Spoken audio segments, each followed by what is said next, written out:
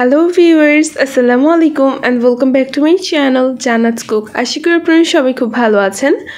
তো প্রতিদিনের মতো আজ একটি নতুন রেসিপি নিয়ে চলে আসলাম আপনাদের সাথে শেয়ার করার জন্য। এখন যেহেতু ঈদের সিজন চলছে, তো সবার বাসায় কিন্তু মোটামুটি অনেক মেহমানের আসা যাওয়া চলছে। তো আমরা কিন্তু অনেকেই চেষ্টা করি ভিন্ন রকমের কিছু একটা তৈরি করে মেহমানের সামনে সার্ভ করার জন্য। আজকে সেরকমই একটা স্পেশাল রেসিপি আপনাদের সাথে শেয়ার করতে চলে আসলাম। তো চলুন কথা না বাড়িয়ে আজকের রেসিপিটা দেখে নেই। আজকের যে স্পেশাল রেসিপিটা তৈরি করব, এর জন্য আমাদের ফার্স্টেই লাগবে হচ্ছে বনফুল লাচ্ছা সেমাই। তো সেমাই দিয়ে আজকের এই ডেজার্ট বা মিষ্টান্নটা আমি তৈরি করব।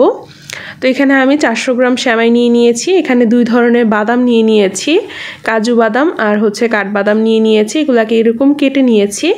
সাথে কিশমিশ নিয়েছি তেজপাতা, এলাচ আর দারচিনি।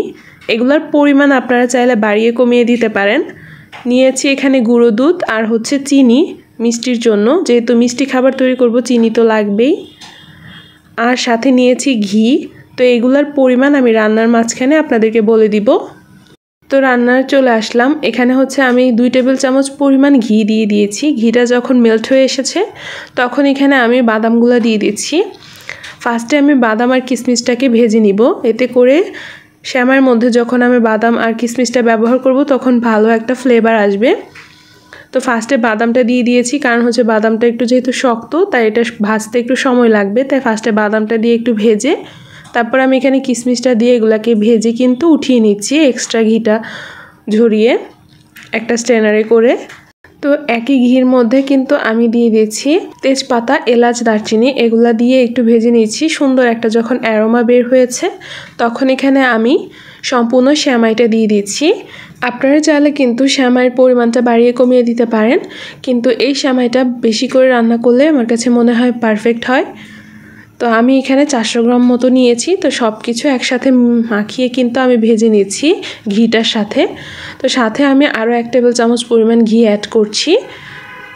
যদিও লাচ্ছা সেমাইটা ঘিয়ে ভাজা সেমাই হয়, তাও আমি এখানে আরেকটু পরিমাণ দিলাম, এতে করে ফ্লেভারটা আরও বেশি ভালো আসবে।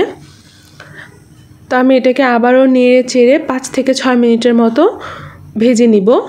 আর চুলার জাল কিন্তু অবশ্যই এই পর্যায়ে মিডিয়াম টু হাইতে থাকবে। তো এখানে আমি আমার স্বাদ অনুযায়ী চিনি ব্যবহার করে নিচ্ছি। এখানে আমি প্রায় 1/4 কাপ পরিমাণ চিনি দিয়েছি 400 গ্রামের জন্য। আপনারা আপনাদের স্বাদ মতো চিনির পরিমাণ বাড়িয়ে কমিয়ে দিতে পারবেন। তো চিনিটা দেওয়ার পর আরও 5-6 মিনিট আমি এটাকে এভাবেই নেড়ে চেড়ে নিব। আর অবশ্যই কিন্তু এই সেমাইটাকে নাড়তে চাড়তে হবে, না হলে কিন্তু নিচ থেকে লেগে যাবে, নাড়া বন্ধ করা যাবে না কোনো রকমভাবেই। তো 5-6 মিনিট পর আমি এখানে গুঁড়া দুধটা দিয়ে দিচ্ছি। গুঁড়া দুধটা দিয়ে আমি এটাকে আবার ভালো করে মিশিয়ে নিব। তো আমরা অনেকে আছে হচ্ছে মিষ্টি খাবারের মধ্যে লবণটা পছন্দ করি, আবার অনেকে লবণ পছন্দ করি না। তো আমার কাছে লবণটা দিলে খুবই ভালো লাগে। তো আমি এখানে 1 চা চামচ পরিমাণ লবণ দিয়ে দিচ্ছি। আপনারা যদি না খেতে চান তাহলে স্কিপ করতে পারেন, কিন্তু লবণটা দিলে মিষ্টি খাবারের ফ্লেভারটাই অন্যরকম হয়ে যায়। তো লবণ দেওয়ার পর আমি এটাকে আবারও ভালো করে নেড়ে চেড়ে ভেজে নিচ্ছি একটু লালচে কালার হয়ে আসা পর্যন্ত। তো যখন এটা এরকম লালচে কালার হয়ে এসেছে তখন এখানে আমি আগে থেকে ভেজে রাখা বাদাম, কিশমিশগুলা দিয়ে দিচ্ছি। দিয়ে আবারও একটু নেড়ে চেড়ে আমি এটাকে কিন্তু নামিয়ে নিব। আর দেখতে পাচ্ছেন কতটা ঝরঝরে হয়েছে। লাচ্ছা সেমাই দিয়ে কিন্তু এত মজাদার একটা ডেজার্ট তৈরি করে ফেলা যায়। তো এই তো লাচ্ছা সেমাই দিয়ে কিন্তু পারফেক্ট একটা মজাদার মিষ্টান্ন তৈরি করে নিলাম।